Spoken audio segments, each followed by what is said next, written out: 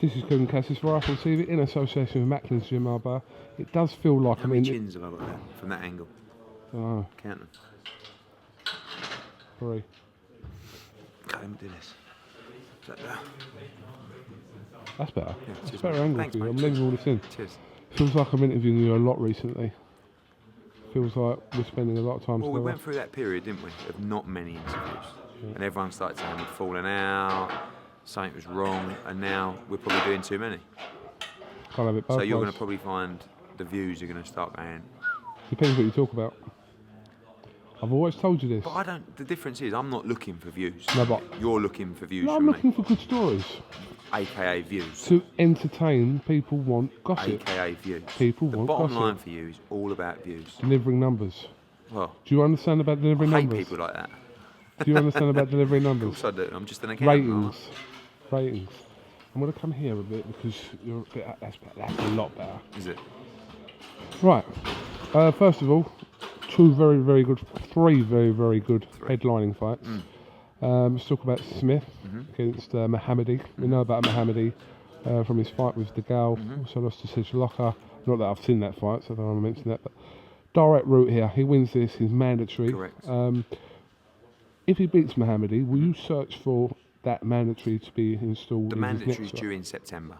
So will you look for that to be in September? Depending on what kind of fight he's in with Mohoumadi. I mean, again, it's one of those fights where this is a really tough fight. He's coming off a good run of form, had a good fight with the Gale, quite awkward, strong, top 10 with every governing body. To be honest with you, without the final eliminator, we might not have taken this fight, just as a European title fight, because it's almost too tough to be a European title fight. So this will tell us a lot about how ready Callum is. Do we box in the summer? Maybe. If he took Mohoumadi out earlier, Joe will probably go on to me and say, I think Callum's going to be very avoided. If I was Badu Jack, I wouldn't want to fight Callum Smith. So they'll do what they can to probably make it as long as possible. I mean, he hasn't boxed since George Groves. That was in September. He hasn't even got a fight scheduled, Badu Jack. I think he'll fight Chavez. But, he might have to go straight into his mandatory. But if not, we're going to make sure that Callum stays busy. We know a little bit more about the IBF and their rules on the mandatory and how enforcing they are, shall we say. From your point of view, how does that compare to the WBC? WBC solid. I mean, you've got Groves and Callum owning at the moment that we should be fighting Callum Smith. Well, they didn't want to fight Callum Smith when they had the opportunity to, when we were calling him out, so they can wait in line. We requested this, 3 weeks ago. George was obviously coming off a loss.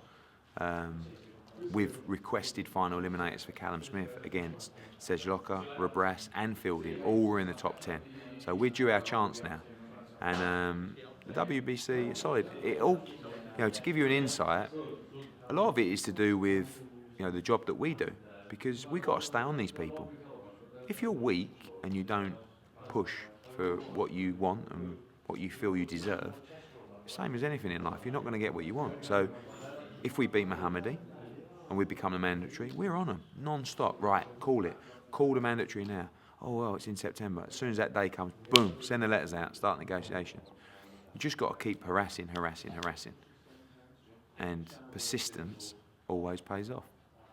Is that a Frank Smith quote? Yeah, it was last night what he tweeted. Something Frank Smith. I know, but it's the IBF are very, very strict. WBC, everybody, make sure they enforce his mandatories. It's just the timing, and that's our job to stay on them 24/7. And that's I guess where the power of being with a top promoter or a top team means that you'll get those a lot quicker than perhaps if you were with someone in a lesser powerful position. You just paid yourself a little compliment in there, didn't you? Yeah. Yeah. It's true though, what I'm saying. So, we do a lot of work with all the governing bodies. So, but I never expect favours. I feel like Callum Smith has beaten 3 top 10 fighters. We've had 3 WBC eliminators. We are due our chance, and this is our chance against Mohoumadi. Tough. It's not a comeback fight. It's just his first fight back since his defeat to Callum Smith for Rocky Fielding in Rebrasse. Yeah, I mean, after the fight, I said to Rocky, look, what do you want to do? And he said, I want to come straight back in a big fight. No one really, after a first round knockout, wants to come back in a fight like Rebrasse, if you're Rocky Fielding. But I said to him, I feel like this is a great fight for you. And he said, I agree. Speak to Oliver Harrison. Came straight back and said, we'll do it. And Fielding against Rebrasse is a wonderful fight. Styles, Rebrasse, virtually impossible to stop. And really comes into the fights late. And, can Rocky sustain that pace late in the fight? We'll find out. But it's a real 50-50 fight, that is. But I feel for Rocky, if he wins that fight, he comes back to, probably the fringe world level. And if he doesn't, then he's back to domestic and probably European level, or borderline European level. So it's going to tell us a lot about where his career is going. And I really take my hat off to him for taking the fight.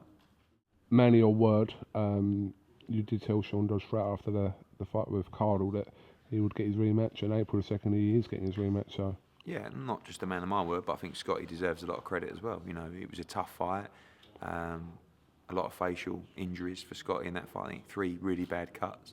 And obviously coming into Dodd's backyard, Dodd sold 800 tickets for the last fight. I think he'll do more this time.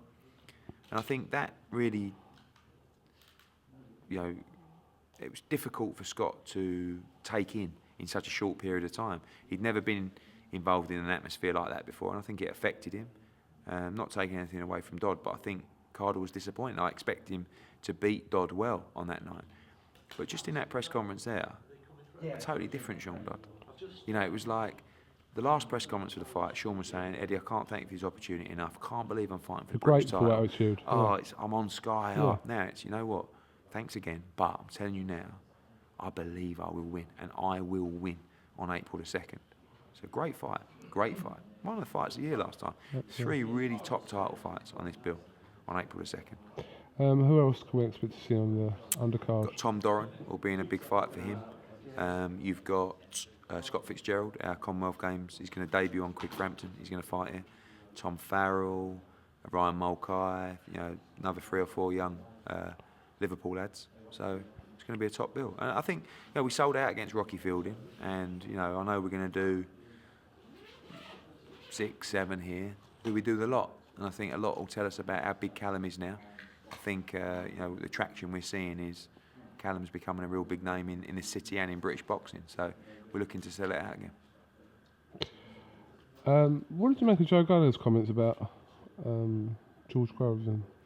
No, I think Joe is very passionate about obviously Callum Smith, and we went through a period of calling George Groves out probably a year ago, and obviously he didn't want to know, and probably rightly so. He was on the verge of challenging for a world title. He was mandatory, and now he's calling us out.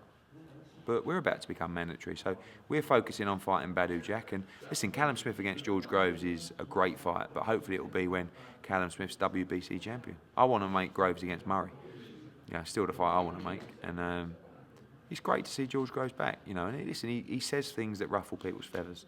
I've known him long enough to not really take much notice of everything he says, because he does it for a reason, to get a response, and he's got one. He got a response from Joe, and the answer is when we win the world title, you will be first on our list. But we've got our plan mapped out for Callum Smith right now, probably for the next 6 to 12 months. Right, just some updates really. Obviously your next show will be February 27th at Small Matter of Quig and Frampton. Speaking to Joe Gallagher there, and I've never seen a man so confident. Joe Gallagher tells me this kid is hitting so hard, and I share the confidence. This is going to be brutal. When you say brutal, do you mean a brutal fight, or do you mean it's going to be brutal? I think it's going to be a brutal fight, and I think it's going to be a brutal finish. Scott, honestly, I cannot see Scott Quigg losing this fight. I can't see it. Too determined, too big, too strong. Devastating. Did you speak to Cole the other day? Yeah, it was quite fun actually. See you, mate. It was quite fun actually, because I think I was sitting down on the chair, and then Carl come up, and for some reason he was sitting on the front row, but on the end, but I was down that end, and his ticket number was the seat next to me. So he walked up, And he looked at me and he went, all right, shook his hand and he went, and I went, don't even think about it. And we both laughed and he went and sat down there. But, you know, the banter juice is about to flow again. We're really coming into the final stages of the fight. And although, you know, there's I say dislike's the right word, but a good rivalry, you know. I quite like Carl Frampton, quite like Barry McGuigan, quite like Shane McGuigan actually. I definitely like Jake McGuigan and Blaine McGuigan, but I just really want to win, badly. It's nothing personal, it's just that I really want to see Scott Quigg do this. I really believe he will do this. And I'll tell you now, the atmosphere on that night, I believe will be the best atmosphere you have ever seen in British boxing. It's quite a statement. Quite. It's quite a statement. Do you know what? I've got a bad cough. Really bad cough. I'm trying to stop. You went, it's quite a statement. I'm trying. It's only a cough, but I'm fine. But Good. it is quite a statement. Big statement to make that. Honestly. I mean, I would say the best atmosphere, you got like Wembley. Froch Boutte was special, wasn't it? You know, Hatton against Costa Zoo. Here you've got, you know, around 10,000 Irish, 10,000 English. It's going to be an unbelievable night of boxing. Someone tweeted the other day and said, "Oh look, Eddie Hearn's big time. Now he's telling KUGAN not what to ask." Sorry, excuse me. Some people. But You can ask me anything. You can always ask me anything. I'm kind of everyone's waiting for an update on Joshua's opponent. What? I know. No, you know, I said end of this week, it'll be Thursday or Friday, and it's the same. You know, a lot of people trying to price themselves out. A lot of people saying, "Oh, we'll do it in a couple of fights' time." But got some good guys, and you know, I think again, same kind of names that I've mentioned 400 times. But Joshua's shows have become the hottest ticket in town. You know, my Twitter's going mad every minute. When the tickets going on sale? When the tickets going on sale? And it's not just Joshua. It's him and I have both got a vision to build a special night every time he boxes. And it's not just a big main event. It's about the show, the card, the night of boxing. And he understands that and he really gets behind it. So the biggest job for me at the moment is deciding which world champions are going to box on the bill, which domestic fights we're going to make on the bill, and of course, who Joshua's going to fight. But it's not just about this fight, it's about who do we fight in June, July. There's conversations going on about the April opponent, about world championship challenges, about big domestic fights, and it's just a case of mapping him out. He's 26 years old, and I feel like he can dominate the division for the next 10 years. So it's difficult to weigh up the public demanding a big fight and also getting his progression right, you know? Because you can't make a mistake at this stage because we've got the next 10 years to look forward to him with. I'm not saying that because he's not going to fight a credible opponent, because he is.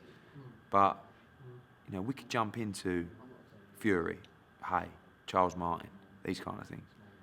You know, it's very tempting to take them as well. But we know in 3 or 4 fights' time, he'll be unbeatable. He said something quite interesting the other day. I really enjoyed your interview. Yeah, this is the thing that really made sense. He said, I've had, what's he had, 15, 16 fights now? 15 fights now. He said, I'm still progressing. You've got to understand, if I fight, and I think he used Charles Martin as an example, in my next fight, I don't progress anymore. I'm going to be fighting world title fights for however long. 10 years. But what I'm saying is that's true though, isn't it? Because it is. I think that's, you know, when you look at the Charles Martin, and we're having talks with Charles Martin's team, I think a lot of people are. And you look at that fight and it's like, can we beat Charles Martin now? Yes, absolutely. But then where do you go? You're defending your world title. You're in mandatory fights. It's just all a little bit too quick, you know? And I know it's frustrating for the fans. Well, no, we want it now. And I understand that, but we've got to make the right decision for Anthony Joshua, but he needs the right opponent that's going to test him. You know, looking at, you know, Jennings or Stiverne, for example, yeah? Would they beat Charles Martin? Probably. Yes. Right? So then why not just fight Charles Martin? Because it's everything that comes with it. Taking on board the fact that you're heavyweight champion of the world after 16 fights and really not as the complete fighter. I hope I'm making sense. I think I am. But so what about Takam? Takam's definitely on the table. You know, that's a final eliminator. But you know, the other thing with that is we don't really need to become mandatory because we've got the pot of money to bring these guys here anyway. I can bring Charles Martin to the UK to fight Joshua. But, so I don't need to be on 75-25. But it's just a case of whether we do it now, maybe in the summer, could be June the 4th. You know, Brook-Khan looks like it's slowing down.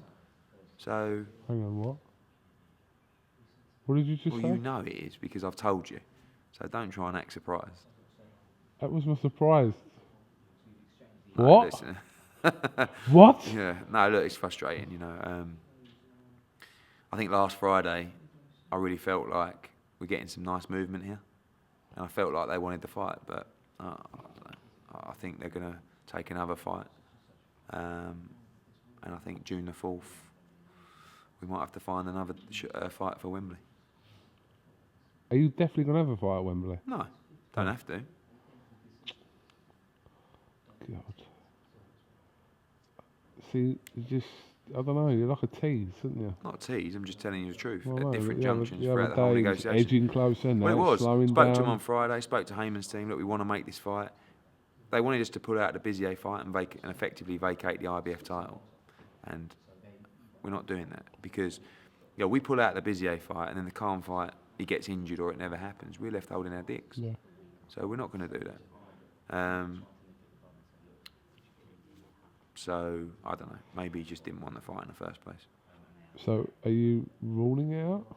No, I'm not ruling it out. I think unlikely is the For right June 4th, unlikely. June the 4th, unlikely, yeah. Oh, I still think it's a great chance of it happening, but I've already been in touch with Top Rank. I said, listen, we want the Pacquiao-Bradley winner. That's the most obvious route for us. The Bradley fight is much more easy to make.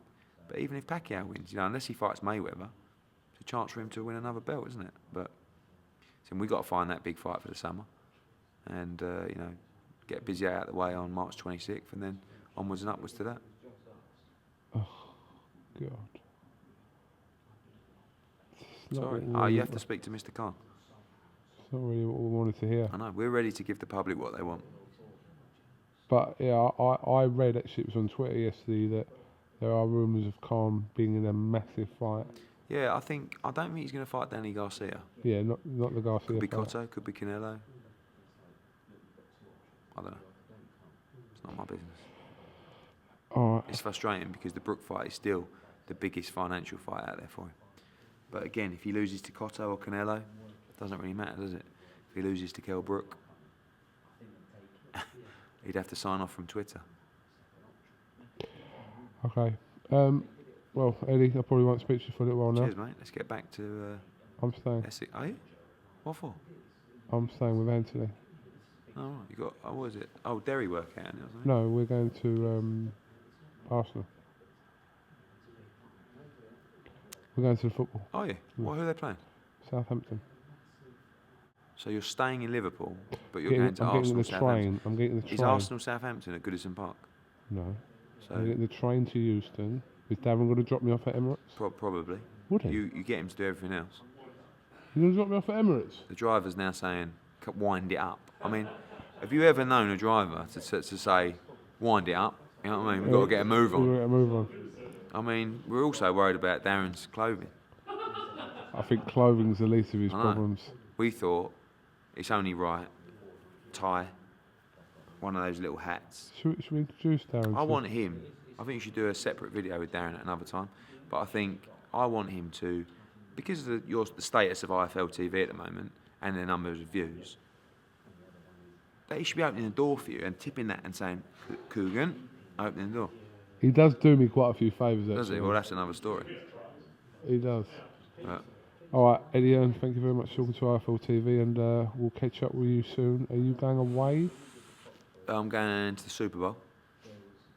And a few meetings in America. But other than that, only... Just the likely chances of a press conference for the night for this week, is it unlikely at the moment, then, with your... Press conference this week? Yeah. You'll probably get an announcement this week. But not a presser? Probably early next week, because we have to fly people over.